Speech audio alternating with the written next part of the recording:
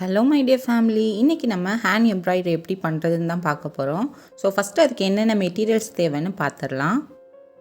மெட்டீரியல்ஸில் முக்கியமாக தேவைப்படுறது ஃப்ரேம் வந்து கண்டிப்பாக தேவைப்படும். நீங்கள் ஒரு பிகினராக இருக்கீங்க அப்படின்னா ஷாப்பில் போயிட்டு எம்ப்ராய்டரி ஃப்ரேம் கொடுங்க அப்படின்னு கேட்டிங்கன்னா தருவாங்க. சைஸஸ் வந்து நிறையா சைஸஸ் வந்து அவைலபிளாக இருக்குது. நீங்கள் ஒரு பிகினராக இருக்கிறதுனால 10 இன்ச் ஆர் 12 இன்ச் இந்த 2 ஃப்ரேமில் ஏதாவது ஒரு ஃப்ரேமை வாங்கி அதில் வந்து ட்ரை பண்ணுங்கள். ஒரே ஒரு ஃப்ரேம் இருந்தாலே போதும் ஃபஸ்ட்டு பேசிக் வந்து நீங்கள் கற்றுக்கிறதுக்கு. ஸோ நீங்கள் வாங்கும்போது ஃப்ரேமில் வந்து இந்த மாதிரி 2 பார்ட் வரும். அதை நீங்கள் பார்த்தாலே உங்களுக்கு தெரியும். முக்கியமாக ஃப்ரேம் வாங்கும்போது நீங்கள் கவனிக்க வேண்டிய விஷயம் என்ன அப்படின்னா, மேலே வந்து ஸ்க்ரூ மாதிரி கொடுத்துருக்கு இல்லையா, ஸோ இந்த ஸ்க்ரூ வந்து கரெக்டாக இருக்கா அப்படின்ட்டு செக் பண்ணி பார்த்துட்டு வாங்குங்க. ஏன்னா ஸ்க்ரூ தான் ரொம்ப முக்கியம். அதனால் வாங்கும்போது ஸ்க்ரூ வந்து கரெக்டாக டைட் ஆகுதா, கரெக்டாக இருக்கா, இதெல்லாம் பார்த்துட்டு ஃப்ரேம் வந்து வாங்குங்க. பேசிக் நீங்கள் வாங்கும்போது 10 ஆர் 12 இன்ச் ஃப்ரேம் வந்து வாங்கிக்கோங்க. ரேட் வந்து 50 ரூபாயிலேருந்து 60 ரூபா வரைக்கும் வரும். அதுக்கப்புறமா த்ரெட்டு வந்து தேவைப்படும். த்ரெட்டு நீங்கள் கேட்டு வாங்கும்போதும் ஹேண்ட் எம்ப்ராய்டரி த்ரெட்டு தாங்க அப்படின்னு சொன்னிங்கன்னா நிறைய கலர்ஸில் வந்து காட்டுவாங்க. ஷாப் பொறுத்து ரேட் வந்து டிஃபர் ஆகும். ஒரு த்ரெட்டு வந்து 5 ரூபா இல்லாட்டி 4 ரூபா அந்த மாதிரி வந்து டிஃபர் ஆகும். அதுக்கப்புறமா நீடில் வந்து தேவைப்படும். இந்த மாதிரி நீடில் பாக்ஸ் வந்து ஒன்று வாங்கி வச்சிட்டிங்க அப்படின்னா உங்களுக்கு இந்த எம்ப்ராய்டரி பண்ணுறதுக்கு ரொம்ப யூஸ்ஃபுல்லாக இருக்கும்.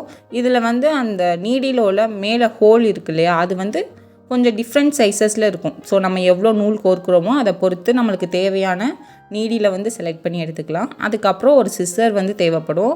சிசர் ஆர் கட்டர் யூஸ் பண்ணிக்கலாம். கிளாத் வந்து என்ன யூஸ் பண்ணோம் அப்படின்னு பார்த்தீங்கன்னா, பிகினஸாக இருக்கிறீங்க அப்படின்னா பாப்லிங் கிளாத் அப்படின்னு சொல்லிட்டு ஷாப்பில் கேட்டு வாங்குங்க. இது வந்து துணி கடையில் கேட்டிங்கன்னா கிடைக்கும். இல்லை அப்படின்னா ஒரு சில எம்ப்ராய்டரி அந்த ஃப்ரேம்லாம் வாங்குவீங்க இல்லையா, அங்கேயே வந்து கூட வச்சுருப்பாங்க. பாப்லிங் கிளாத் வாங்கினீங்க அப்படின்னா கொஞ்சம் பெஸ்ட்டாக இருக்கும். ஏன்னா இது டிரான்ஸ்பரண்ட்டாக இல்லாமல் கொஞ்சம் திக்காக இருக்கும். இந்த கிளாத் கிடைக்கல அப்படின்னா ஏதாவது காட்டன் கிளாத்தோ இல்லாட்டி வேஷ்டியோ அதை வச்சும் நீங்கள் வந்து ஃப்ரேமில் மாட்டி எம்ப்ராய்டரி வந்து ஈஸியாக போட்டுக்கலாம். இப்போ எப்படி அந்த கிளாத்தை ஃப்ரேமில் ஃபிக்ஸ் பண்ணுறதுன்னு பார்க்கலாம். ஃப்ரேமை வந்து ஃபஸ்ட்டு எடுத்துக்கோங்க. எடுத்ததுக்கப்புறமா நீங்கள் யூஸ் பண்ணுற கிளாத்தில் கார்னர் சைட்லேருந்து ஃப்ரேமை வந்து ஃபிக்ஸ் பண்ண போகிறோம். ஏன்னா அப்போ தான் வந்து துணி வேஸ்ட் ஆகாமல் இருக்கும். ஏன்னா நம்ம கற்றுக்க தான் போகிறோம். அதனால் ஒரு கார்னர் சைட்லேருந்து ஃப்ரேமை வந்து ஃபிக்ஸ் பண்ணி எடுத்துக்கலாம். ஸ்க்ரூவை லைட்டாக வந்து லூஸ் பண்ணிவிட்டு உள்ளே வந்து அந்த ரவுண்டு ஃப்ரேம் இருக்கும் இல்லையா, அதை வந்து ஃபஸ்ட்டு வெளியே எடுத்துக்கோங்க. வெளியே எடுத்ததுக்கு அப்புறமா இந்த ஃப்ரேமை துணிக்கு அடியில் வைக்கணும். ஸோ இதுதான் முக்கியம். துணிக்கு அடியில் வச்சுட்டு துணியை வந்து கொஞ்சம் ஈவனாக சுருங்காமல் இருக்கிற மாதிரி நல்லா விரிச்சு விட்டுக்கோங்க.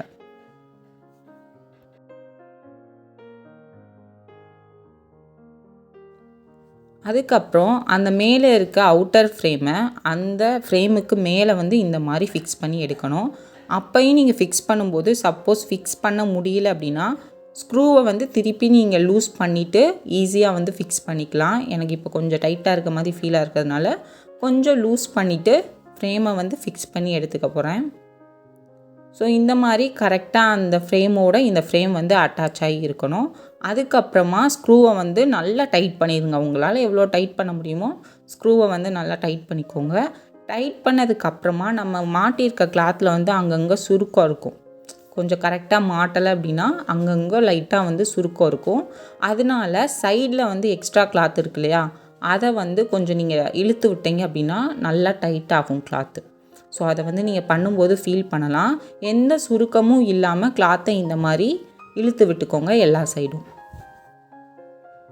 எம்ப்ராய்டரி பொறுத்த வரைக்கும் நீங்கள் துணி மாட்டுறது தான் ரொம்ப ரொம்ப முக்கியம். ஸ்டிச்சு எவ்வளோ முக்கியமோ அதே மாதிரி கிளாத் வந்து ப்ராப்பராக மாட்டியிருந்தால் தான் ஸ்டிச்சு வந்து பார்க்குறதுக்கு உங்களுக்கு அழகாக கிடைக்கும். இந்த மாதிரி தட்டுனீங்க அப்படின்னா லைட்டாக வந்து ஒரு சவுண்டு வரும். அப்படின்னா துணி வந்து பர்ஃபெக்டாக நீங்கள் மாட்டியிருக்கீங்கன்னு அர்த்தம்.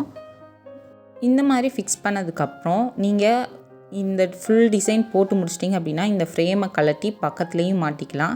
இல்லை அப்படின்னா நீங்கள் சைடில் லைட்டாக கட் பண்ணி இந்த ஃப்ரேமை மட்டும் தனியாக எடுத்துக்கலாம். ஸோ நான் இப்போ வந்து உங்கள்கிட்ட வீடியோவில் காமிக்கிறதுக்காக சைடில் வந்து எக்ஸ்ட்ரா துணி கொஞ்சம் விட்டுட்டு கட் பண்ணி எடுத்துட்டேன்.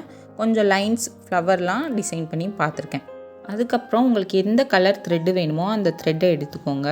த்ரெட்டில் ஸ்டார்டிங் அந்த நூல் இருக்கும் இல்லையா, அந்த நூலை எடுத்துகிட்டு நீங்கள் அப்படியே வந்து ஊசியில் கோர்த்து பண்ணுறீங்க அப்படின்னா கொஞ்சம் தடிமனாக வரும். ஏன்னா இந்த நூலில் வந்து 6 நூல் இருக்கும். ஒரு நூலில் 6 நூல் இருக்கும். நம்மளுக்கு லைன் வந்து கொஞ்சம் மெல்லிஸாக வேணும்னா 2 நூல் வச்சு பண்ணலாம்.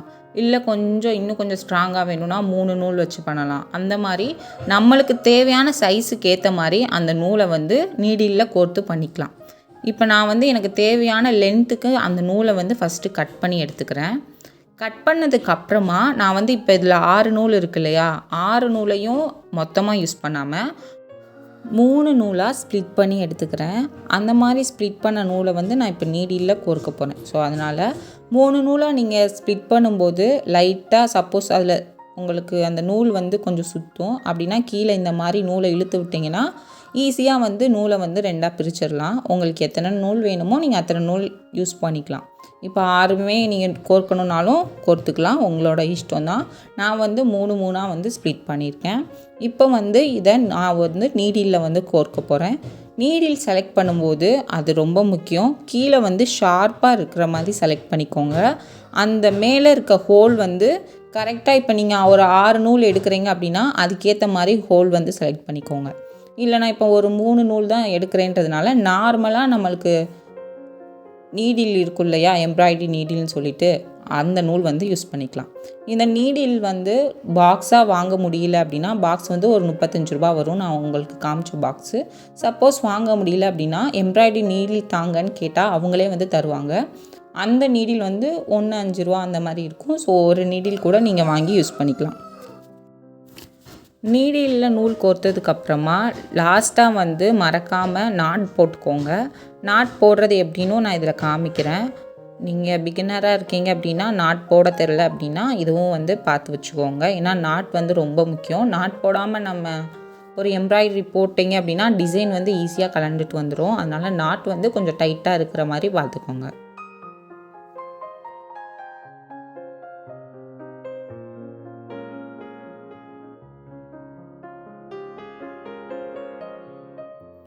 ஸோ நாட் உங்கள்கிட்ட நான் காமிக்கணுன்றதுக்காக ஒரு 3 தடவை நாட் போடுறேன். இல்லை உங்களுக்கு ஒரு தடவையிலே ஸ்ட்ராங்காக இருக்குது அப்படின்னா நீங்கள் அதோடையே கூட ஸ்டாப் பண்ணிக்கலாம். ஸோ நாட் வந்து கீழே கொஞ்சம் நல்லா ஸ்ட்ராங்காக இருக்கிற மாதிரி மட்டும் பார்த்துக்கோங்க. அதுதான் ரொம்ப ரொம்ப இம்பார்ட்டன்ட். அந்த துணிக்கு மேலே வந்து நாட் வந்துடக்கூடாது. ஸோ அதுக்கேற்ற மாதிரியும் நாட் வந்து போட்டுக்கோங்க. இப்போ நம்ம பார்க்க போகிற ஃபஸ்ட்டு ஸ்டிச் என்ன அப்படின்னு பார்த்தீங்கன்னா ரன்னிங் ஸ்டிச்சு. இந்த ஸ்டிச்சு போடுறதுக்கு 2 மெத்தட் இருக்குது. இப்போ ஃபஸ்ட்டு மெத்தட் வந்து பார்க்குறீங்க. நீங்கள் பார்த்தீங்க அப்படின்னா உங்களுக்கு புரியும்.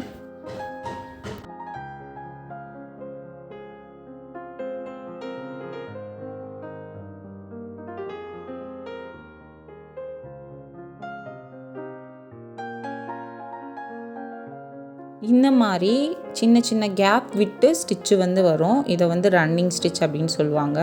இதை நான் வந்து ஊசியை இப்போ என்ன பண்ணுறேன் அப்படின்னா ஒவ்வொரு ஹோல்லையும் விட்டு எடுத்தேன். இதுவே செகண்ட் மெத்தடில் எப்படி பண்ணுவோம் அப்படின்னு பார்த்தீங்கன்னா ஊசியை நீங்கள் மேலேருந்து எடுத்ததுக்கப்புறமா நீடில் இருக்கு இல்லையா, அந்த ஊசியிலேருந்தே அடுத்த ஹோலுக்கு வந்து இந்த மாதிரி ஜாயின் பண்ணி இழுக்கணும். இதுவும் வந்து ரன்னிங் ஸ்டிச் தான். தனித்தனியாக விட்டு எடுக்காமல் சேர்த்து ஒரே தடவையாக நம்ம விட்டு எடுக்கிறது. இது வந்து ரொம்ப ஈஸியாக இருக்கும் ஃபஸ்ட்டு மெத்தடோட. இந்த மாதிரி போட்டிங்க அப்படின்னா ஈஸியாக வந்து ரன்னிங் ஸ்டிச்சை வந்து வேகமாக முடிச்சிடலாம். ஸோ இந்த மாதிரி ட்ரை பண்ணி பாருங்கள். ஊசி வந்து நீங்கள் உள்ளேருந்து இந்த மாதிரி அந்த கேப்புக்கு உள்ளே விட்டு எடுப்பீங்க இல்லையா, ஸோ அந்த எடுக்கும்போது பின்னாடி பேக் சைடு வந்து உங்கள் ஹேண்டை வந்து சப்போர்ட்டுக்கு வச்சிங்க அப்படின்னா கொஞ்சம் உங்களுக்கு ஈஸியாக வரும். அதுவும் நான் காட்டுறேன் எப்படி பின்னாடி பேக் சைடு வந்து சப்போர்ட்டுக்கு வைக்கிறது அப்படின்னு சொல்லிட்டு. நீங்கள் ஊசி இந்த மாதிரி நீங்கள் வைக்கும்போது பின்னாடி ஏதாவது ஒரு விரல் வந்து அந்த ஊசி கொஞ்சம் இருக்கிற மாதிரி பார்த்துக்கோங்க. ஊசியை நான் கீழே விட்டு மேலே எடுக்கிறேன். அது வந்து எந்த லென்த்தில் உங்களுக்கு அந்த ஊசி வந்து துணியில் இறங்கணும் அதுக்கேற்ற மாதிரி லைட்டாக ஒரு ப்ரெஷர் கொடுத்தீங்க அப்படின்னா ஊசி வந்து மேலே வந்துடும். அதுக்கப்புறம் நீங்கள் இழுத்துக்கலாம். ஸோ இந்த மாதிரி ஒரு கேப் விட்டு ஸ்டிச் பண்ணுறது தான் என்னது அப்படின்னு பார்த்தீங்கன்னா ரன்னிங் ஸ்டிச். இது வந்து பேசிக்காக எம்ப்ராய்டரியில் வந்து பேசிக் ஸ்டிச் தான் ரன்னிங் ஸ்டிச். இதில் வந்து நம்மளுக்கு எந்த சைஸுக்கு வேணுமோ நீங்கள் அந்த மாதிரி போட்டுக்கலாம். சின்னதாக வேணும்னாலும் சின்னதாக போட்டுக்கலாம். பெருசாக வேணும்னாலும் பெருசாக போட்டுக்கலாம். இப்போ நான் உங்களுக்கு காமிக்கிறதுக்காக சின்னதும் போட்டிருக்கேன், பெருசும் போட்டிருக்கேன். ஸோ இந்த மாதிரி நீங்கள் நம்மளுக்கு எந்த டிசைனுக்கு ஏற்ற மாதிரி ஸ்டிச் வேணுமோ அது மாதிரி நீங்கள் போட்டுக்கலாம். இந்த ரன்னிங் ஸ்டிச் வந்து நீங்கள் வீட்டில் வந்து போட்டு பார்த்துட்ருங்க. இனிமேல் வர ஸ்டிச்சஸுமே வீட்டில் வந்து பார்த்த உடனே அப்படியே ஸ்டாப் பண்ணிடாமல் பார்க்குறதுக்கு ஈஸியாக தான் உங்களுக்கு தெரியும். பட் நீங்கள் போட்டுக்கிட்டே இருந்தீங்கன்னா தான் அது வந்து மைண்டில் ஸ்ட்ராங்காக வந்து பதியும் உங்களுக்கு. ஓகே, ரன்னிங் ஸ்டிச்னால் இந்த மாதிரி இருக்கும் அப்படின்னு சொல்லிட்டு டக்குன்னு வந்து நீங்கள் டிசைன் போடும்போது உங்களுக்கு ரொம்ப யூஸ்ஃபுல்லாக இருக்கும். அதனால் நீங்கள் பார்க்குறது எல்லாமே கொஞ்சம் வந்து ப்ராக்டிஸ் பண்ணுங்கள். ஒரு திங்ஸ் வாங்குறதுக்கு வந்து ஒரு 100 ரூபா அது போல் தான் செலவாகும். ஒரு 50 ரூபா ஃப்ரேமு, ஒரு நீடிலு, ஒரு கிளாத்து வாங்கலை அப்படின்னாலும் வீட்டில் இருக்க வேஷ்டியே கூட நீங்கள் யூஸ் பண்ணிக்கலாம். ஸோ அதனால் இதை பார்க்குறீங்க அப்படின்னா, ப்ராக்டிஸ் பண்ணிங்க அப்படின்னா நீங்களும் வந்து இதை ஒரு பிஸ்னஸாகவும் எடுத்து பண்ணலாம். இல்லாட்டி நம்ம சுடிதார், சாரியில் எம்ப்ராய்டரிங்க்கும் போட்டு நம்மளுக்கு பிடிச்ச மாதிரி டிசைன்ஸும் போட்டுக்கலாம். அதே மாதிரி இப்போ நான் வந்து ஃபினிஷிங் நாட் போடுறேன். ஃபினிஷிங் நாட் வந்து இந்த மாதிரி போட்டிங்க அப்படின்னா கொஞ்சம் ஸ்ட்ராங்காக இருக்கும். இதை நீங்கள் பார்த்தீங்கன்னா உங்களுக்கு புரியும். ஸோ கவனமாக பார்த்துக்கோங்க.